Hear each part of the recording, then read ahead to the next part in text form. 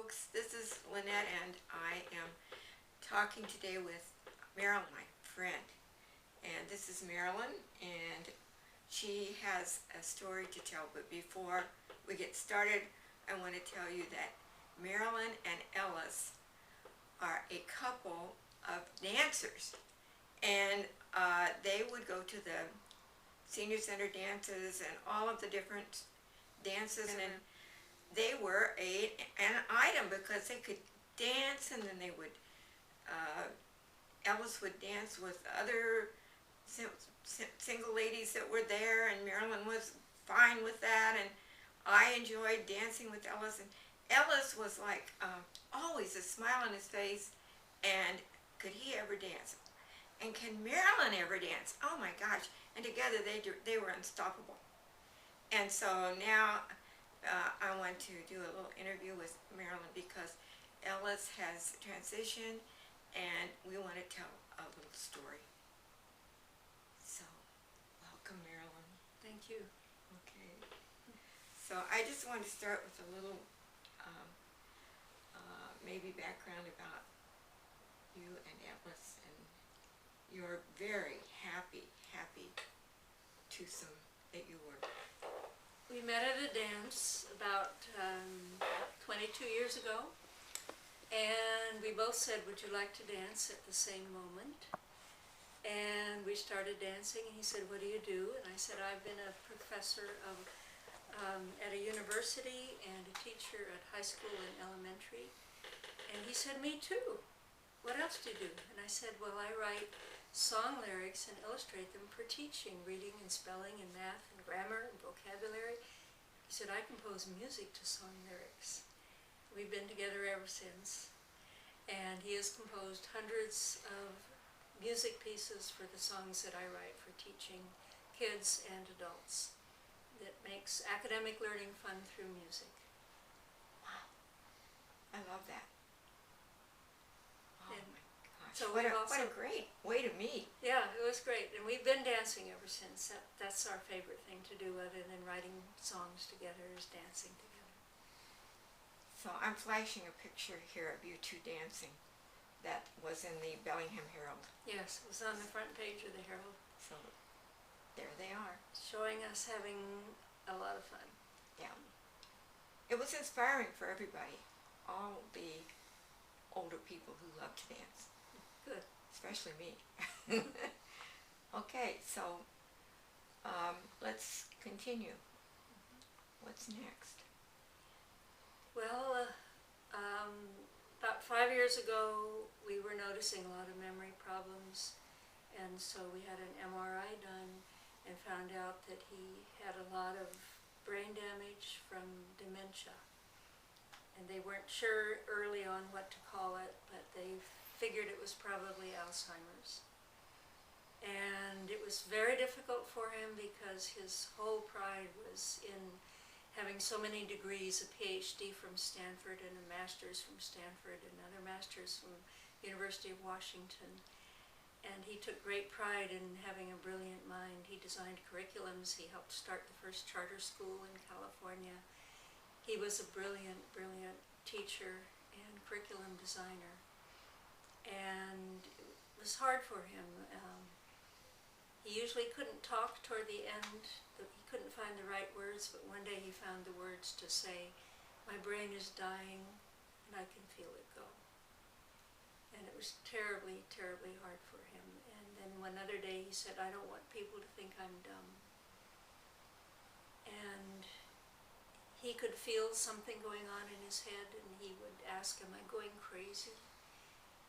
And I would reassure him, no, you just have a disease that is making it hard for your brain to work right. And then he got into the stage where this very sweet, brilliant, gentle man began to get violent.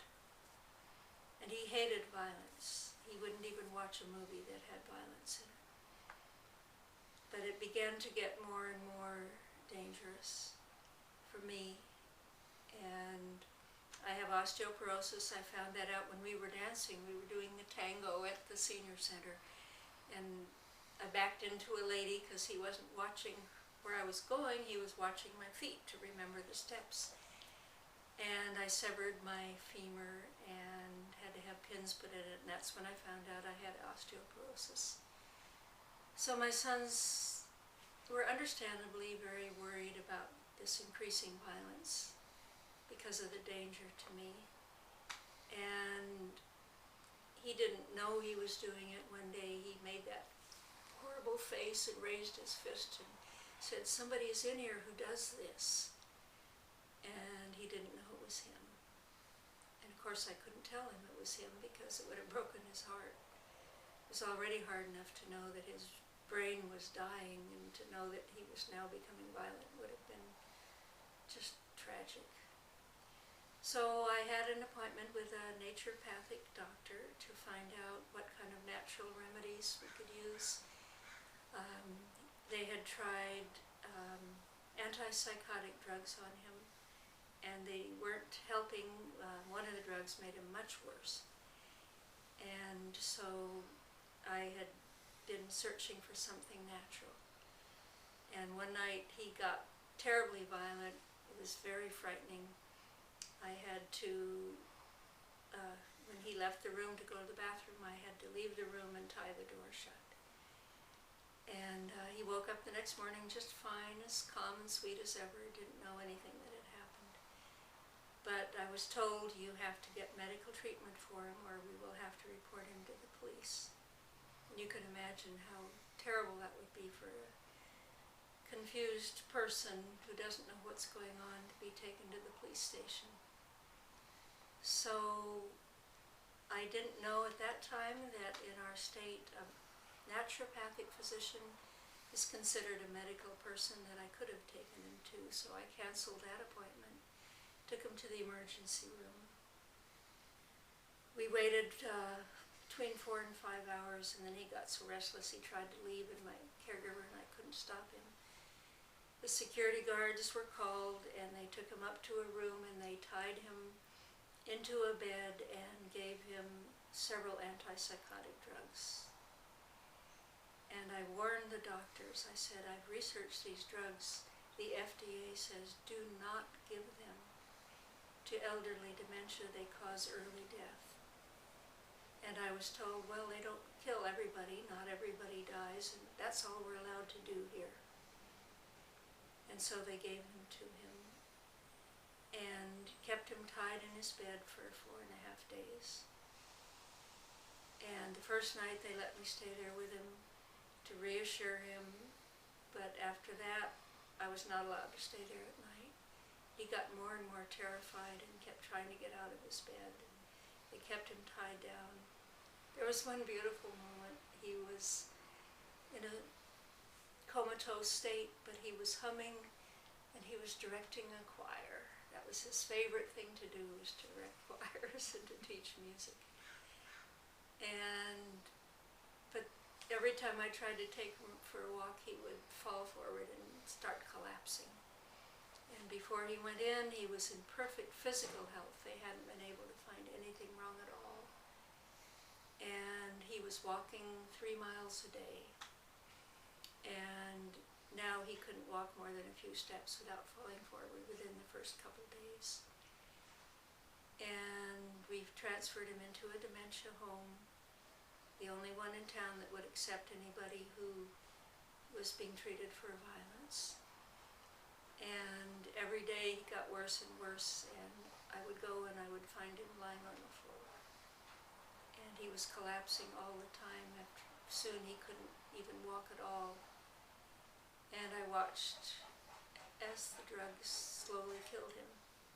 And they would not allow me to stop the drugs. They would not allow me to bring in anything natural that had been helping to control the agitation.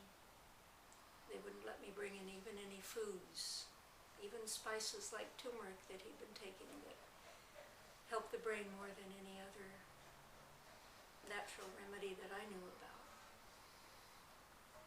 And so after 4 weeks, he passed away. They finally let me stay with him the last couple of nights.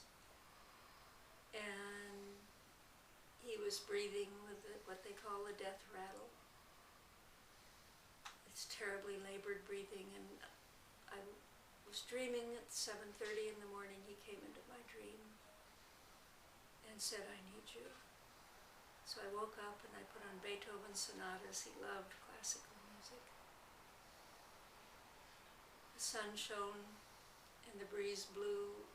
The sun was shining on our flowers in our room and outside in the bush. And his fever was 104 by then. They had him on a drip for morphine, a pump that they put people on when they're dying. And so his fever was very high, and I held him and told him how much he'd done for the world. Thanked him for all he'd done as a wonderful stepdad to my children, and wonderful husband to me, and all the music and arts programs he'd given to the world. And as I told him all that, his breathing slowed down, and then it stopped. And that was the end. You really helped him make that transition. It wasn't easy. I cared for him for years and years. I would have gone on for more years. It's very hard when somebody doesn't remember what a toilet is. Someone has accidents when you're out in public and you have to crawl under the stall to help them clean up. And he would have been mortified if he knew that these things were going on. I hope he didn't really understand what was going on.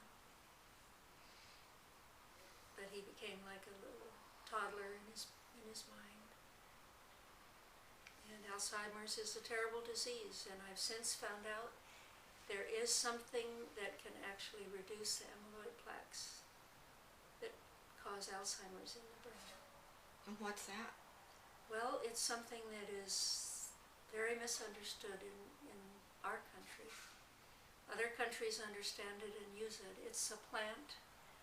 There's a class of plants that the federal website for patents says this class of plants has so many medical benefits for Alzheimer's, Parkinson's, cancer, AIDS, many diseases that it names that we are putting a patent on it. And there's a pharmaceutical company that is now getting tax dollars to replicate these plants in their laboratory, which will allow this plant to finally be used without any prohibitions, but it will be in a chemical form rather than a natural botanical form, which would of course cost a whole lot more money. And the very same plants are on another website, the federal government saying because there are no medicinal benefits to this class of plants, we are declaring them an illegal drug. And it just appalls me that here are plants that can reduce the amyloid plaques in one of the two diseases most fast growing in our world, cancer and Alzheimer's, and it also helps cancer. And people have even been cured of cancer with this plant. And yet they are both being made illegal. So are you talking about hemp? Hemp is the one that does not make you high. It was the biggest agricultural product in the world for thousands of years. They have found fabric made of hemp 8,000 years old. It has been used to make plastic. Henry Ford built a car out of hemp plastic.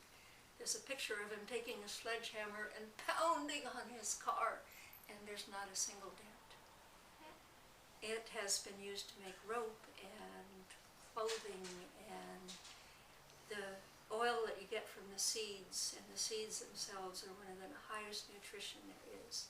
It's the perfect balance of omega-3 and omega-6 oils. The essential fatty acids are the best in hemp oil and hemp seeds of anything in the world. It's one of the highest nutritional values that you'll ever find. And yet they made it illegal. So now there's a difference between the hemp that people smoke and... No, you don't smoke hemp. You Oh, you never don't smoke smoke hemp. hemp. You get sick from smoking hemp. Hemp has nothing in it to make you high. Hemp and marijuana are two completely related but different plants. They're related like cauliflower and broccoli are related. Hemp never made you high, and there's no purpose in smoking it whatsoever because you don't feel anything. Marijuana, the old strain of marijuana, the old version of it, makes you high. And that's why they made hemp illegal, because they said we're making marijuana illegal, and hemp has to be made illegal also, because they look quite a lot alike. They don't really. In a field where you grow hemp, it's much taller and it's different. You cannot grow hemp and marijuana near each other because the hemp plant will pollinate the marijuana plant and take away the THC, the ingredient that makes you high. So they can't be grown near each other. So there's no reason to make the growing of hemp illegal. But we have been brainwashed in our nation for decades to think they're the same plant. I didn't know the difference. Most people don't, but they are two different plants. One makes you high, the old form of marijuana. There's a new form I'll tell you about in a moment that doesn't. And hemp does not make you high. And hemp is the one that had all these industrial purposes. Biofuels, plastic, fiber. They now make home insulation out of it that breathes and is biodegradable. Wow. It's an incredible plant. If we would be able to produce hemp in our nation and create all the industries that go with it, we would have a huge tax base created in each state that allows it to happen. In what countries is this legal? I believe Canada, it's legal, and most of the other industrialized countries in the world, I'm not sure, I'd have to find that out. The US is allowing medical marijuana in certain states and industrial hemp in other states. What we need to do is make industrial hemp legal in every state. But there now is new understanding of a new plant that is a form of marijuana but has been bred to not have the THC in it to make you high. And Sanjay Gupta, one of the most famous doctors in the world, just did a video about how he used to be completely against medical marijuana until he went to Israel and other places that are using it to help with cancer and AIDS and many other things and Alzheimer's. And this new version that they have bred in Israel takes all the THC out of the marijuana. So nobody can get high smoking that version of it. And it is also safe for children. So in Sanjay Gupta's video that he did, put on CNN, he talks about how a little 5-year-old girl who had 300 seizures a day, and she completely was like an infant. She couldn't walk or talk or anything. Her 5-year-old twin was doing well, but she was near death's door. And so they decided to try this new form of marijuana that has nothing in it to make you high with this little girl. And they gave her some food with that in it, and right away her seizures stopped and went down to 1 a week instead of 300 a day. Wow. And now she has recovered. She's caught up with her twin in her brain and body development. And so now there's many children that are on the waiting list. They've tried it with several, and all of their seizures are ceasing. There's a great need to grow this version of marijuana that does not make you high, because children should not have the THC. It's bad for their brains. So what is how do you spell the name of the doctor that you said?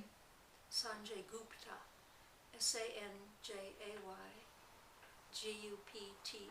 He's a famous doctor who talks on CNN news shows about medicinal progress. Right. And he was very much opposed to it in the beginning because he believed the medical word that gets around to all doctors that this is a terrible, terrible plant. And now he has found out the difference between them. So is there a name for this kind of marijuana that's I don't know. not It's THC free, but I don't know if it has a separate name. Uh-huh. So looking up that doctor, there's more Yeah, and information there. you can see the documentary is called Weed. If you look up his name and Weed online, you can see the documentary itself. You can find it and watch it on your computer.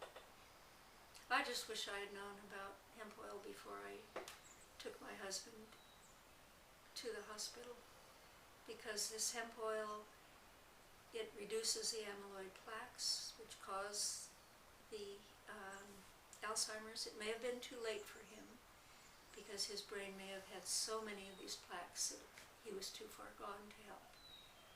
But those people that are not too far gone, it could help them.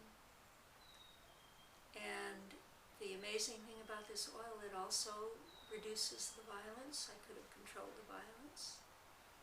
And it reduces the seizures. He had 2 seizures.